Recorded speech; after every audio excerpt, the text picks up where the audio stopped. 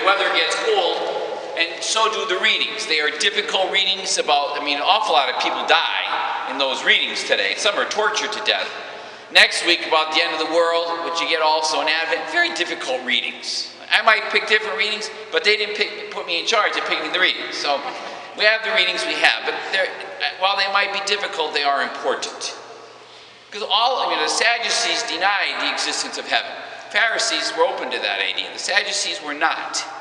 Is there a heaven? Is there a hell? Purgatory? Death? Those are the kind of readings we get at this time. They're difficult. But trying to understand what heaven will be like, if we'll be there, is obviously an important point. Let me try to explain what he's trying to say in that reading. What heaven will be like.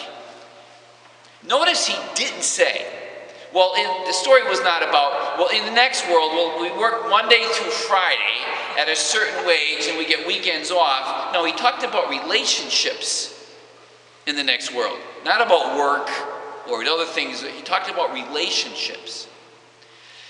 The way I see it, and I think the scriptures are pretty clear, in the next world, here's how it will be different. If we're in heaven, we will perfectly have the love of God, which we used to have in the Garden of Paradise. God and Adam and Eve walked hand in hand in cool of the day. It was beautiful. In paradise, the true paradise, we will have a perfect relationship with God that we will never have here. No one has it. Nobody here has a perfect relationship with God. It's impossible because of sin. And everybody's a sinner. Some of us may have a pretty good one.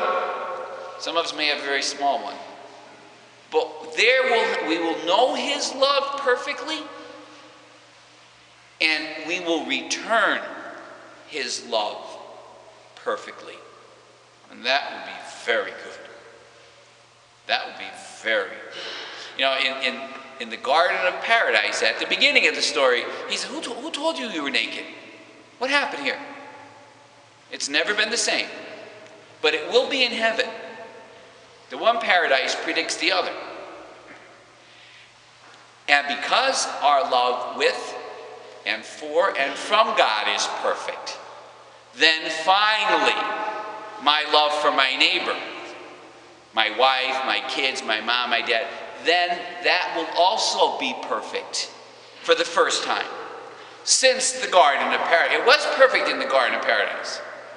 And then you heard this. It was the woman. She made me eat. Don't blame me. It was her. And man and woman have never been close like they should be ever again. There is no perfect marriage. Please raise your hand if you think you have a perfect marriage or a perfect family. It doesn't exist. But once we know again the perfect love of God, then my relationships with you in heaven, if we're there, will no longer be fractured, selfish, anger. None of that will happen. I'll be a perfect relationship with everybody. Spouse, sibling, kids. But only then will we have that. We'll never have it here. But both loves, love of God and love of others, will once finally be perfect, as it would have been if we had not sinned. And most importantly, everybody here, many of you are married, I am not. Your great fear is that your spouse will die before you. That won't be a worry anymore. There will be no more death. Not only will our relationships be perfect, they'll be permanent. I won't have to worry about who's going to go first. Am I going to lose? No. That's what heaven's going to be like. Perfect relationship with God and perfect love for my neighbor. It's going to be wonderful. Wonderful. And the two will work together. Now, there is an alternative. The alternative is called hell. Listen to the right TV shows, radio stations, people deny that there's a hell. Jesus spoke of hell. And he's a pretty good authority. If he spoke of hell, there is a hell. And it's the flip side of heaven. In hell, instead of knowing the perfect presence of God and just basking in his joy, we will have no God ever again. And those relationships with one another that in this world are always a little bit less than they should be or could be, even in the best of families, It'll be worse than I don't get along with my spouse or my kids. There won't be any spouse. There will be no relationships with anyone. You will be perfectly alone. I could live with somebody I have to fight with. Now there'll be nobody to fight with. You'll be by yourself, without God and without neighbor. That's what hell will be. Spiritual and emotional emptiness.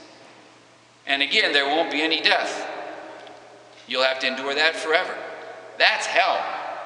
That's heaven, and that's hell. That's a pretty simple.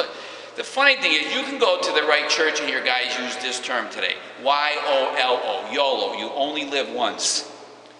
And people kind of clap and laugh. That's wrong. That's wrong. This world is 50, 60, 70 years. That's all. This is nothing. We live twice. We live here, and we're going to live somewhere else. We're going to live the soul is going to live somewhere else. And the choice will be ours. Not God. That'll be my choice. Make it carefully. Let us stand, my friends. We'll profess our